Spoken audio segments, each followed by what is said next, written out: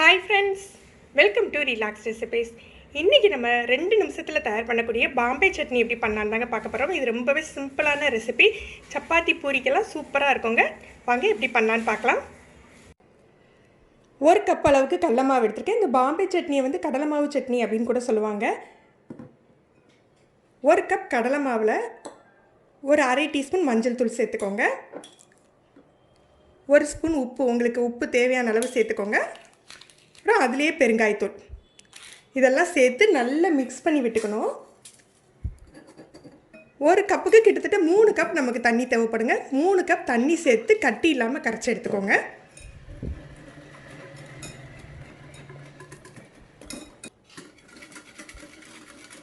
இந்த மாதிரி நீர்க்க தான் இருக்கணுங்க. ஏன்னா இது வந்து நம்ம கடலை மாவை அடுப்பில் சேர்த்த உடனே டக்குன்னு கட்டியாக ஆரம்பிச்சிடும்.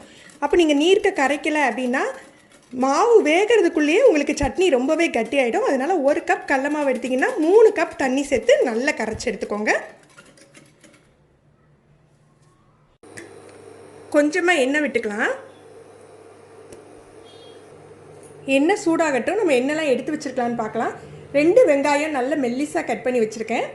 4 பச்சை மிளகாய், உங்களுக்கு காரத்துக்கு தகுந்தாப்பில் பச்சை மிளகாய் எடுத்துக்கோங்க. இது கொஞ்சம் காரம் கம்மியாக இருக்கிறதுனால 4 பச்சை மிளகாய் இப்படி 2 கீரி எடுத்துக்கோங்க. கொஞ்சம் கருவேப்பிலை, ஒரு சின்ன துண்டு இஞ்சி அப்படி மெல்லிஸாக கட் பண்ணி எடுத்து வச்சுக்கோங்க. நம்ம ஏற்கனவே மஞ்சள் பொடி, காயப்பொடி எல்லாமே வந்து கடலை மாவுலேயே கரைச்சிட்டோம். அதனால இப்போ தாளிக்கையில் எதுவுமே போட வேண்டியதில்லை. இப்போ எண்ணெய் காஞ்சிட்டு கடுகு உளுந்தம் பருப்பு போட்டுடலாம்.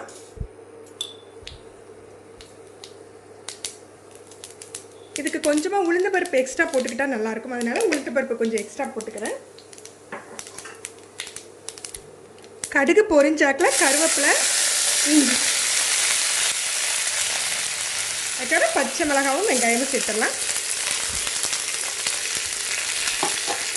இதை வதக்கிக்கலாம். இது நல்ல பொன்னிறமாலாம் வதங்க வேண்டியது இல்லைங்க. நல்ல பச்சை வாடை போய் சாஃப்டானாக்கில் போதும். நம்ம கடலை மாவை சேர்த்துடலாம். ஏற்கனவே கடலை மாவில் உப்பு போட்டுட்டோம். இப்போ இந்த வெங்காயத்துக்கு மட்டும் கொஞ்சமாக உப்பு சேர்த்துக்கலாம்.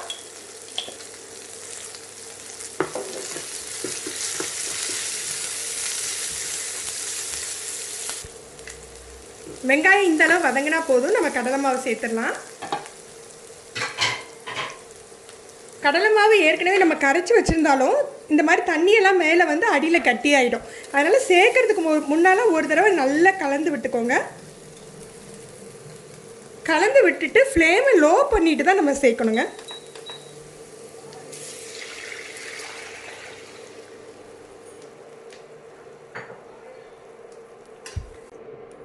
இது உங்களுக்கு சீக்கிரமாகவே கட்டி ஆகிடும். ரொம்ப கட்டியாக்கின பிறகு நம்ம ஆஃப் பண்ணக்கூடாதுங்க. கொஞ்சம் தளத்தலன்னு இருக்கையிலேயே நம்ம அணைச்சிடணும். ஏன்னா அடுப்பை அணைச்ச பிறகும் இது கட்டி ஆகிட்டே தான் இருக்கும். இந்த பதத்திலேயே இந்த சட்னியை அணைச்சிடணுங்க. நேரம் ஆக ஆக இன்னும் கட்டியாகும். மொத்தத்திலே ஒரு 2 நிமிஷத்தில் உங்களுக்கு இந்த பாம்பே சட்னி தயாராகிடும். இது சப்பாத்தி பூரிக்கு நல்ல காம்பினேஷனாக இருக்குங்க. ட்ரை பண்ணி பாருங்கள். இதை பற்றின உங்களுடைய கருத்துக்களை கமெண்ட் பண்ணுங்கள். இந்த வீடியோவை மறக்காமல் லைக் அண்ட் ஷேர் பண்ணுங்கள். இது வரைக்கும் நம்ம சேனலை சப்ஸ்கிரைப் பண்ணாதவங்க சப்ஸ்கிரைப் பண்ணி கீழே உள்ள பெல் பட்டனை ப்ரெஸ் பண்ணுங்கள். தேங்க்யூ.